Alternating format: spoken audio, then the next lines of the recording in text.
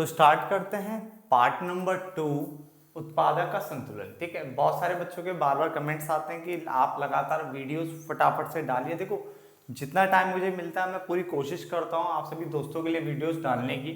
ठीक है, तो अभी स्टार्ट कर लेते हैं पार्ट नंबर 2। ठीक है, तो अपनी तरफ से मेरी पूरी कोशिश है कि जितनी ज़्यादा वीडियोस मैं आपको दे सकूँ, ठीक है, मैं जल्दी से जल्दी बना करके आपके लिए यूट्यूब चैनल पे वो डाल दूँ। ठीक है ना, तो अभी स्टार्ट कर लेते हैं उत्पादक का संतुलन पार्ट नंबर 2। और जो अभी का जो कंटेंट है ये मोस्ट इंपॉर्टेंट है, क्योंकि आएगा क्वेश्चन तो इसी के ऊपर आएगा। मेन ये रहता है, ठीक है बेटा, बड़े क्वेश्चन में अगर आएगा तो इसी के ऊपर आएगा बस। तो सीमांत संप्राप्ति और सीमांत लागत दृष्टिकोण के बारे में जानते हैं। ठीक है, तो उसने देखो क्या लिखा है, सीमांत संप्राप्ति और सीमांत लागत दृष्टिकोण यानी MRMC विधि के बारे में बात करें तो MRMC दृष्टिकोण के अनुसार, यानी अगर आप इस अप्रोच के अकॉर्डिंग चलते हो तो इस अप्रोच के अकॉर्डिंग उत्पादक तब संतुलन की अवस्था प्राप्त करता है, यानी उत्पादक तब संतुलन की अवस्था में आता है जब, पॉइंट नंबर 1, सीमांत संप्राप्ति और सीमांत लागत आपस में बराबर हो जाए, यानी MR और MC आपस में क्या हो जाए, बराबर हो जाए। तो क्या कर रहा है, MRMC जो दृष्टिकोण है यानी सीमांत संप्राप्ति और सीमांत लागत दृष्टिकोण जो है, तो इस दृष्टिकोण के अनुसार उत्पादक तब संतुलन की अवस्था में आता है, उत्पादक तब संतुलन की अवस्था में आता है या उसको प्राप्त करता है जब MRMC के इक्वल हो जाए। तो पहला केस आपको याद रखना है, MRMC के इक्वल हो जाए। और साथ ही साथ ये बात याद रखना, ये भी आपको साथ में कंप्लीट करने पड़ेंगे, क्योंकि MRMC के इक्वल बहुत जगह पे आ सकता है, एक दो जगह पे भी आपको बराबर दिख सकता है। तो कौन सा वाला संतुलन की अवस्था वो आपको पहचानना आना चाहिए। तो पहला केस होना चाहिए MRMC के बराबर। वो आपको हो सकता है जो आपको टेबल दे उसमें एक जगह पे या दो जगह पे बराबर आ रहा हो, बट सही लेवल कौन सा है, सही जगह कौन सी जहां आपको संतुलन प्राप्त करेगा, उसके लिए आपको यह देखना पड़ेगा कि सीमांत लागत यानी MC बढ़ रही है, यानी जब जो सीमांत लागत होती है वो बढ़नी चाहिए। और दूसरा, या इसको ये बोल सकते हो कि MC वक्र MR वक्र को नीचे से काट रही है, यानी MC वक्र MR वक्र को नीचे से काटता है और MR से ज्यादा हो जाता है। तो देखो, दो मेन कंडीशन समझना। पहला कंडीशन क्या बोला मैंने कि MRMC के इक्वल आना चाहिए, ये तो आपको मिल जाएगा। दूसरा पॉइंट, जब MRMC के इक्वल है तो समझ में आ गया। और MC कर्व MR कर्व को नीचे से कट करेगा, कहां से करेगा, नीचे से कट करेगा और MR से ज्यादा हो जाएगा।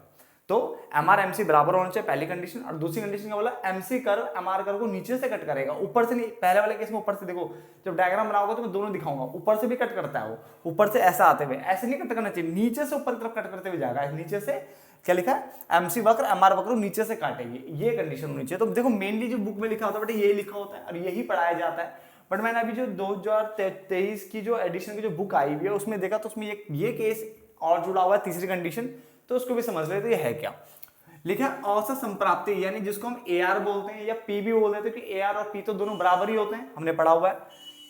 ये ज्यादा होता है, यानी AR ज्यादा होगा और ये साथ में ये भी बना हुआ, तो उसको हम बोलते हैं greater than and equal to. देखो, जब भी साइन ऐसा होता है ना ऐसे, इसका मतलब ग्रेटर देन का साइन है और इक्वल टू का साइन है। और अगर ऐसे बन जाए तो ये लेस देन का है और साथ में ये भी है तो इक्वल टू। तो अगर कोई चीज ऐसे लिखी है ऐसे, तो उसका मतलब 3 से ज्यादा और 3 के बराबर क्या कर रहा है, 3 से ज्यादा या 3 के बराबर, तो greater than and equal to 3, तो 3 से ज्यादा भी और 3 के बराबर तक की बात कर रहा है, 3 या 3 से ज्यादा। समझ में आ गया, ऐसे पढ़ते हैं इसे। और अगर मान लो ऐसे लिखा हुआ तो 5 या 5 से कम, ऐसे 5 एंड 5 से कम, 5 या 5 से कम, समझ में आ गया। तो इसको हम कैसे पढ़ेंगे, greater than and equal to, किससे, ABC के, greater than and equal to. और ये क्या, less than and equal to, तो 3 और 3 से ज्यादा, ठीक है। और यहाँ पे 5 और 5 से कम, समझ में आ गया। तो इसने बोला औसत संप्राप्ति जो AR है, जिसको हम P भी बोलते हैं, वो ज्यादा और बराबर हो सकती है किसके, ABC के। इसका मतलब ये कम नहीं होनी चाहिए, बस बराबर आ सकती है चलेगी, ज्यादा होगी चलेगा, मगर कम नहीं आ सकता। तो तीनों केस आप ध्यान से देखिए, मेन दो पे फोकस करना, ठीक है। पहला, MRMC विधि के अंतर्गत या MRMC दृष्टिकोण के अंतर्गत उत्पादक तब संतुलन की अवस्था में आता है जब पॉइंट नंबर 1, जब MRMC के बराबर हो जाए और MC कर्व MR कर्व को नीचे से कट करेगी और MR से ज्यादा हो जाएगी। Point number 2। पॉइंट नंबर 3, जब जो औसत संप्राप्ति है वो greater than and equal to किससे, ABC, यानी औसत परिवर्ती लागत। तो ये आपके 3 केस होते हैं जो कि आपको याद रखने और याद कर लेना अच्छे से, बार बार पूछा जाता बेटा ये। अब हम आगे बात करते हैं इसके टेबल और डायग्राम की। अब ध्यान से आगे देखिए बेटा, ये सारा इंपॉर्टेंट कॉन्सेप्ट के अंदर आ रहा है, ठीक है। देखो इसको भी समझते हैं, पहले इसकी बात कर लेते हैं। देखो जैसे आपको AR AC दिया हुआ है और ऐसे टेबल वाले क्वेश्चन में आपको 3 क्वेश्चन और कराऊंगा, चलो 3, ठीक है, मैंने बोल दिया तो मैं 3 कराऊंगा, बट पहले ये कॉन्सेप्ट खत्म होने दो, ठीक है। अब जैसे मान लो AR दिया है तो हमें पता है MRMC चाहिए हमें, तो ठीक है, तो MRMC तो ऐसे निकलेगा नहीं, तो पहले AR से हम TR निकाल लेते हैं। पहले पे 20 है तो ये भी क्या होगा, AR इंटू Q निकलता है ना। TR कैसे निकलता है, AR को Q से मल्टीप्लाई करके, और TC निकलता है AC को किससे मल्टीप्लाई करके, Q से मल्टीप्लाई करके, है ना। तो मल्टीप्लाई कर लेते हैं दोनों को, कितना आएगा 20, 18 दूनी 36, 16 32 48, 14 चौक 56 होता शायद, और 12 पंजे 60, मेरे हिसाब से ये है, एक बार आप भी चेक कर लेना, ठीक है। ऐसे इनको मल्टीप्लाई कर लेते हैं, ये भी 20 आ रहा है, फिर 12 दूनी 24 होता है, और 12 तिया 36 होता है, 14 चौक 56 होगा यहाँ पे भी, और 15 16 पंजे 80, ठीक है। तो ये 2 चीजें निकल गई। अब बात करते हैं MR और MC की। तो MR कैसे निकलेगा, TR से निकल जाएगा, तो पहला 20 रहेगा, फिर 36, ये आएगा 16, ये आएगा 12, ये आएगा 8, और ये आएगा 4, निकल गया। जो MC है वो TVC से या TC से आप निकाल सकते हो, ठीक है। और TVC अगर आपके पास है तो वेल एंड गुड, नहीं है तो आप TC से निकाल लो। MC जो है TVC से निकल सकता है ना, वैसे बता रखा मैंने आपको, और वो नहीं है तो TC से निकाल लो। तो पहले पे 20 रहेगा, फिर इसको हटाओ 4, ये कितना आएगा, आई थिंक 12 आएगा, फिर उसके बाद ये कितना बनेगा 20 होगा शायद ये, और ये आपका कितना हो जाएगा 4 और 7 5 के 2 24, ठीक है। पहले इतना नोट डाउन करो, टेबल बनाओ फटाफट से आप सब भी।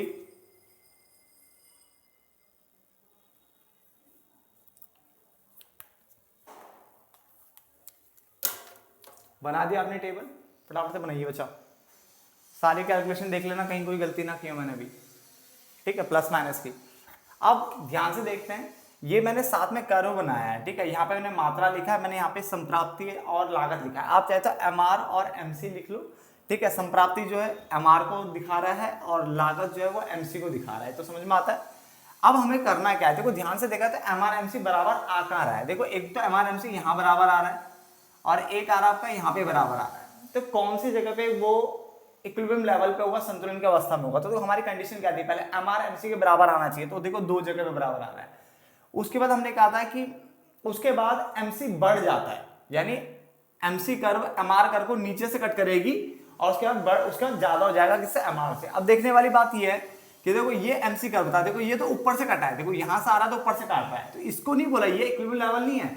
जब MC कर्व MR कर्व नीचे से कटेगा तो यहां से कट कर रहा है इधर से इस जगह पे, और MC क्या होती है, MR से ज्यादा हो जाती है, जो MC जो है MR से ज्यादा होती है, ये तो बताया।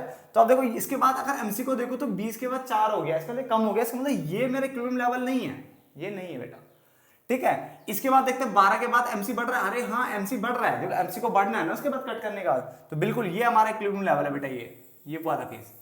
तो उत्पादक जो संतुलन पे होगा वो कौन से कोई तीसरी इकाई पे उत्पादक और संतुलन की अवस्था पे होगा, तो बोलेंगे तीसरी इकाई पर उत्पादक संतुलन की अवस्था में होगा, क्योंकि यहाँ पे MR बराबर MC भी है और उसके बाद MC जो है MR से क्या हो रही है, ज्यादा हो जा रही है, ठीक है। MC कर्व MR कर्व को नीचे से कट करेगा और उसके बाद MR से ज्यादा हो जाएगा, क्लियर हो गया यहाँ तक।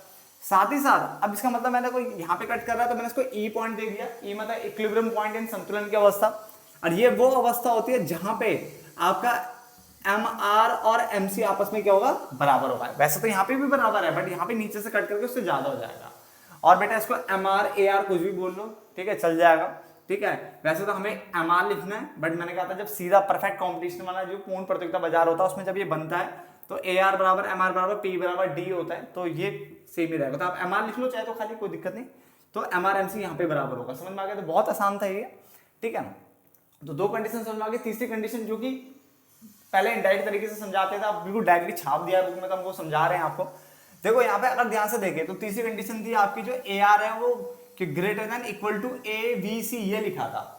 अब ABC तो है नहीं बट AC तो है ना, तो देखो ध्यान से AR 16 है और AC कितना है, ग्रेटर देन है इससे, यानी AC से ज्यादा है, बिल्कुल हाँ ज्यादा है। अब आप बोलोगे मुझे तो ABC चाहिए था, आप तो AC से देख रहे हो। आप देखो AC जो है वो कैसे निकलता है बताओ, AC निकलता है ABC प्लस AFC, AFC और ABC को जोड़ के AC निकलता है, ये बात समझ में आती है। इसका मतलब जो AC होगा हमेशा ज्यादा होगा भाई साहब इससे, भाई साहब AC जो है ना वो हमेशा ज्यादा ही होगा ना, क्यों, AC दो जनों को जोड़ के बनता है, ठीक है। और आपको क्या देखना था, AR ग्रेटर देन ABC देखना था खाली, तो इसका मतलब AC तो भाई और भी ज्यादा वैल्यू होगी। तो जब AR AC से ज्यादा है, AR AC से ज्यादा, तो गारंटीड है वो ABC से भी ज्यादा ही होगा। दोबारा समझाता हूं, ध्यान से समझना, जो AC है वो ABC प्लस AF से निकलता है, और AR जो है साफ साफ दिख रहा है उस वाली तीसरी इकाई पे कि AR ज्यादा है AC से, और AC किससे निकलता है, AFC प्लस ABC से निकलता है। तो इसका मतलब क्या हुआ, जब AR AC से ज्यादा है तो गारंटीड है अपने आप ही वो ABC से भी ज्यादा होगा, कि ABC तो उसका बच्चा है ना। तो जब पापा जी से ही बड़ा हो गया वो, तो बच्चा तो वैसे ही छोटा है, तो इससे तो बड़ा होगा ही होगा, तो एज्यूम कर लिया कि ये भी बढ़ ज्यादा है, तो तीसरी कंडीशन फुलफिल हो गई। समझ में आ गया। और कर्व बेटा आपको समझ में आ गया होगा, बहुत आसान से कर्व है, फटाफट से नोट डाउन कर लो। यही एक प्यारा सा एक दृष्टिकोण था जो कि हमने खत्म कर लिया, ठीक है। फटाफट से नोट डाउन कर लो, मैं आपको इसकी एक्स्ट्रा चीजें करा देता हूँ, ठीक है, और देन एक चैप्टर ही खत्म कर देते हैं। अब आगे देखिए फटाफट से इसको, मैंने आपको 3 क्वेश्चन कराने की बात की है, मैं आपको तीनों क्वेश्चन करा रहा हूँ फटाफट से।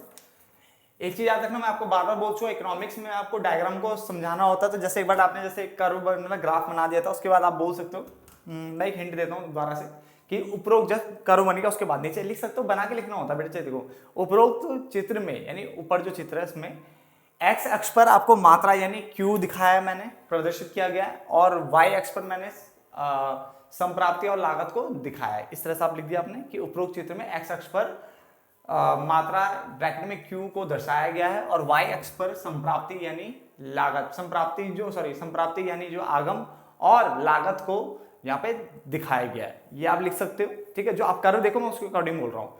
फिर आप लिखना कि जो पहले इसमें क्या है, जो MC कर्व है, ठीक है, MC कर्व, इस कर्व के अनुसार MC कर्व MR कर्व को नीचे से कट करता हुआ चला जाएगा, और नीचे से MC कर्व MR कर्व को नीचे से कट करता हुआ चला जाएगा, और MR से अधिक हो जाएगा। क्लियर है। E बिंदु यहाँ पे संतुलन की अवस्था को दिखा रहा है, जहां पे MR और MC क्या आपस में बराबर है, और ये जो उत्पादक के संतुलन की जो कंडीशन होती है, ठीक है, उसको ये क्या कर रहा है, पूरा कर रहा है, कि ये MC और MR आपस में बराबर है, और ये MC कर्व MR कर्व को नीचे से कट करते उससे ज्यादा हो जा रहा है। तो अतः जो उत्पादक है वो कौन से तीसरे नंबर पे आया था, जो भी नंबर था उस इस इकाई पर संतुलन की अवस्था को प्राप्त कर रहा है। बस ऐसे कुछ बना के लिख दो, आपको पूरे नंबर मिलेंगे। बट हमेशा जो कर्व है ना उसको एक्सप्लेन जरूर किया करो, मैं बार बार बोल रहा हूँ, ठीक है। चाहे कोई टीचर आपको मना करे कि कोई दिक्कत नहीं, आप बना के आ जाओ, खाली इतने से चल जाएगा, ऐसा नहीं होता। हमेशा कर्व आपको एक्सप्लेन करना ही होता है, ये दिमाग में बैठा लो, ठीक है। चाहे अपनी मर्जी से बना के कुछ भी लिख लो, कुछ भी मतलब उससे रिलेटेड जो चित्र में जो दिख रहा है ऐसा कुछ बना के लिख दो कि ये आपको संतुलन दिखा रहा है, ये इसको दिखा रहा है। और अब पहली कॉमन लाइन तो कॉमन ही होती है कि एक्स अक्ष पर ही दिखाए, वाई अक्ष पर दिखाया गया, लगभग कॉमन ही, कुछ तो सब में तो कॉमन ही होता है ना, कुछ कुछ चीजें। तो बस ये चीजें बनानी है, और आपको कर्व हमेशा एक्सप्लेन करना है, बात समझ लेना, कर्व आपको हमेशा बताना है। अब इस वाले में देखो मैं मेनली फर्स्ट 2 कंडीशन की बात करूंगा, MR MC बराबर होनी चाहिए, और MC जो है उसके बाद क्या होना चाहिए, ज्यादा हो जानी चाहिए। इन 2 की बात कर रहा हूं, तीसरी कंडीशन तो अपना आप ही फुलफिल हो जाएगी, ठीक है ना। तो इस पे करते हैं, इसको एक क्वेश्चन मैं इसमें करा देता हूं। देखो मेनली 90% चैप्टर खत्म हो चुका है, 2 क्वेश्चन मैं अगली पार्ट में लेकर आऊंगा, कि मुझे अभी खाना खाने जाना है, ठीक है। तो एक 10 मिनट या 11 मिनट की वीडियो बनेगी अगली वाली, ज्यादा से ज्यादा जहां तक मेरे को लगता है, उसमें खत्म कर दूंगा। तो मैंने बोला भी था कि 2 पार्ट में खत्म करूंगा, या तो अगर हो सके तो तीसरा पार्ट आएगा, बट तीसरा पार्ट में ना के बराबर चीज आएगी जो 1 नंबर में पूछा जाएगा, और 2 चीजें तो यही होगी। देखो 5-10 मिनट तो इसी 5-7 मिनट तो इसी में लगना है, यही चीज समझाने में, आपको पता ही है, ये करवाऊंगा, ठीक है ना। तो मैं 2 पार्ट में चैप्टर लगभग खत्म हो चुका है, ठीक है। तो कर फटाफट से देख लो क्या है, P दिया है, P को बच्चे AR भी बोलते हैं, क्या बोलते हैं, AR भी बोलते हैं, मैंने बताया था कि AR है। अब एक काम कर लेते हैं, सबसे पहले इस AR से TR निकाल लेता हूं मैं, क्या निकाल लेता हूं, TR निकाल लेता हूं। कैसे निकलेगा, मल्टीप्लाई करके, तो 24 ही रहेगा। 24 दूनी कितना होता है 48, 24 3 होता है 72, 24 चौक 96 होता है, 24 पंजे 120, 24 छः आई थिंक 144 होता है, और 24 सत्ते कितना होता है 168 होता है शायद, ठीक है। मल्टीप्लाई कर लेना, ठीक है। उसके बाद मैं इससे MR निकाल लेता हूँ फटाफट से। MR आएगा आपका 24 ही आएगा, घटाओ 24 ही आएगा, 24 ही आएगा, तो 24 आ रहा है, ठीक है। और MC आपका TC से मिल जाएगा आपको, तो MC निकलेगा पहले 26, फिर ये कितना आएगा 24, फिर ये कितना आएगा आई थिंक 22, ये कितना आएगा 20, 15 5 में से 2 गए 3, और 11 में से 9 गए 2, ठीक है। फिर 9 में से 5 गए 4, और 3 में से 1 गया 2, 24, और 15 में से 9 गए 7, नहीं 15 में से 9 गए 6, ठीक है, और 5 में से 3 के 2, 26, ठीक है। इस तरह से ये मैंने बना लिया, ठीक है। फटाफट से पहले ये बना लो आप भी, ठीक है, उसका चेक करते हैं आगे।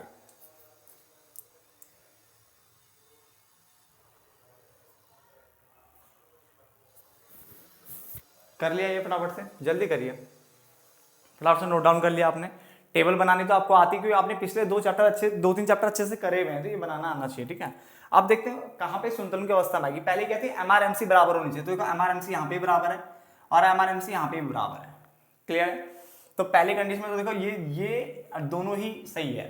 फिर हमें देखना चाहिए कि MC उसके बाद ज्यादा हो जाती है, तो यहाँ पे MC कम हो रही है, इसका मतलब ये तो ही फुलफिल, मतलब हो ही नहीं रही, कंडीशन पूरी हो ही नहीं रही है। बट यहाँ पे MC देखो ज्यादा होगा, इसका मतलब ये तो कहाँ पे आएगा, इस वाले पे ही, ठीक है, इस वाले पे, यानी छठी